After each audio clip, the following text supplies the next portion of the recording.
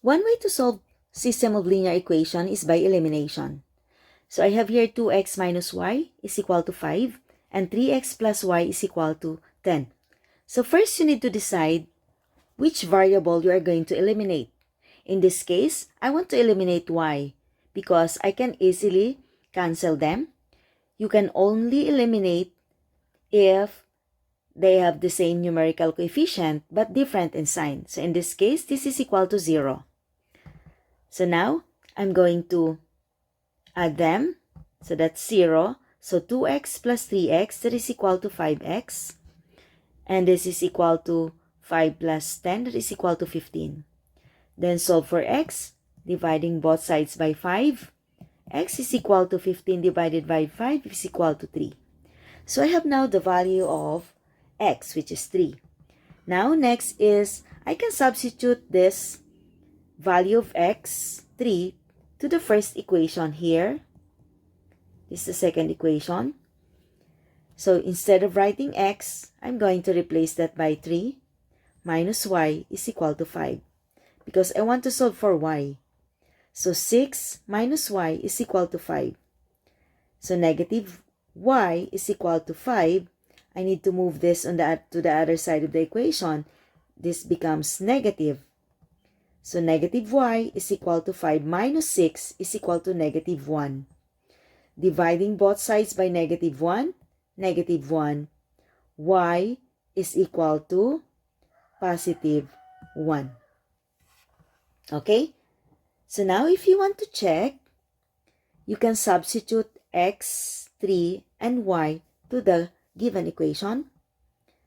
So you have here, sorry about that, that is 2, x is 3, minus y is 1 is equal to 5.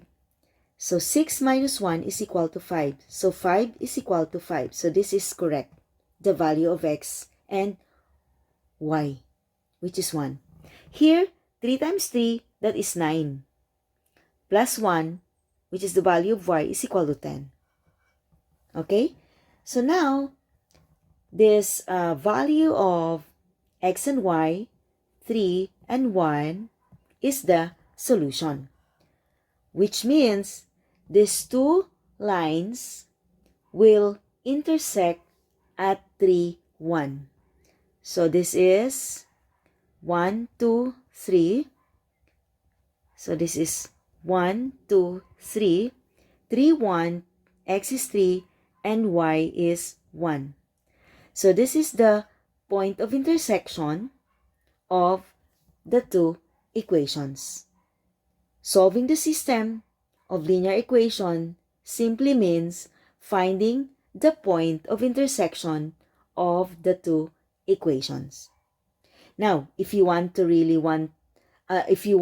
know if they really intersect or meet at this point, you can graph. Do you want to try this? So let's graph 2x minus y is equal to 5. Let's rewrite it in slope-intercept form. So negative y is equal to, move this on the other side, becomes negative 2x plus 5. Then dividing both sides by negative 1. So y is equal to 2x, negative 2 divided by negative 1 is positive 2. And 5 divided by negative 1 is equal to negative 5. Okay, so m, or the slope, is 2 and the y-intercept is equal to negative 5. So now, negative 5, 1, 2, 3, 4, 5. This is negative 5. And then, a rise of 2, because slope is rise over run, understood there is 1. So a rise of 2, 1, 2, and a run of 1. So here. Okay, now if you're going to connect this point, it will pass this point of intersection. Okay, so this is the graph of the first equation, 2x minus y is equal to 5. Okay, next, graph the second equation. So we have here We don't have space here, so let's try it here. So we have 3x plus y, so y is equal to, move the 3x to the other side, becomes negative 3x plus 10. So now, it's already in the slope-intercept form. The slope is negative 3. So here, the slope is negative 3, understood there is 1, and the y-intercept is equal to 10. So start now with 10. So it's here, 5, 6, 7, 8, 9, 10. So we need to extend this line. So this is the y-intercept. Sorry, this is positive. Okay, sorry about that. Let's undo that. Okay, so the y-intercept is positive 10. So 3, 4, 5, 6, 7, 8, 9, 10. So this is 10. So this is the y-intercept. And then we need to, going down, this is negative 3. So going down 3 units. So 1, 2, rise over run, right? So the rise may be going up and going down. Going down if negative. So 1, 2, 3. And then run of positive 1. So here. So this would be the second point. Now, if we're going to connect these 2 points, here.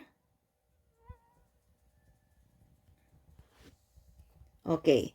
So it will pass this point. This would be the point of intersection of the 2 graphs, which is the solution of the system. 3, 1.